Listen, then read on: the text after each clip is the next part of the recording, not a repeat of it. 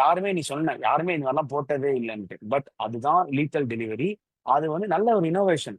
அது நான் வந்து அப்ரிஷியேட் பண்றேன். ஏன்னா எல்லாருமே ஸ்பின் போட்டாங்கன்னா இறங்கி சார்ஜ் பண்ணுவாங்க.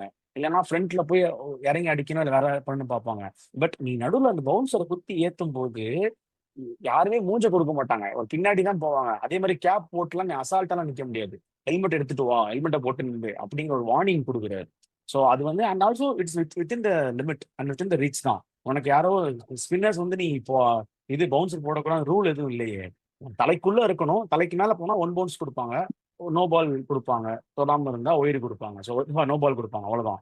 பட் வித்தின் த ரீச் தான் அவரோட போடுறாரு. இத நான் அவரோட இன்னோவேஷனா பார்க்கிறேன் அண்ட் அப்ரிஷியேட் தட். ஸ்ட்ராட்டஜிக்கா ஹி வொர்க்ட் ஆன். ஸோ அதுக்கு நான் வந்து confirm 100% credit to Krunal Pandya. அவர பார்த்து நெறைய பேர் போட ஆரம்பிச்சிருக்காங்க. சாய் கிஷோர் அப்படின்னு. So it's a good innovation.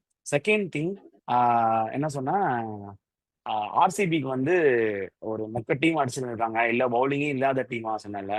நான் அத அப்படி பார்க்காம ஆர்சிபி வந்து 7 அவே கேம ஜெயிச்சிருக்காங்க. இதுவரைக்கும் எந்த டீமுமே அப்படிப்பட்ட ஒரு ரெக்கார்ட வந்து பண்ணதே கிடையாது. அண்ட் அவே கேம்ஸும் ரொம்ப கஷ்டம். நீ சொன்ன மாரி டிஃபரெண்ட் டிஃபரெண்ட் வென்யூஸ் ஒரு ஒரு கிரவுடுக்கு எதிரா நீ போய் ஆடணும்னா அது ரொம்ப கஷ்டம். ஸோ அந்த பர்ட்டிகுலர் ரெக்கார்ட வந்து இது பண்ணியிருக்காங்க. அண்ட் அவங்க ஃபுல் ஹை இதுவரைக்கும் 2 நாட்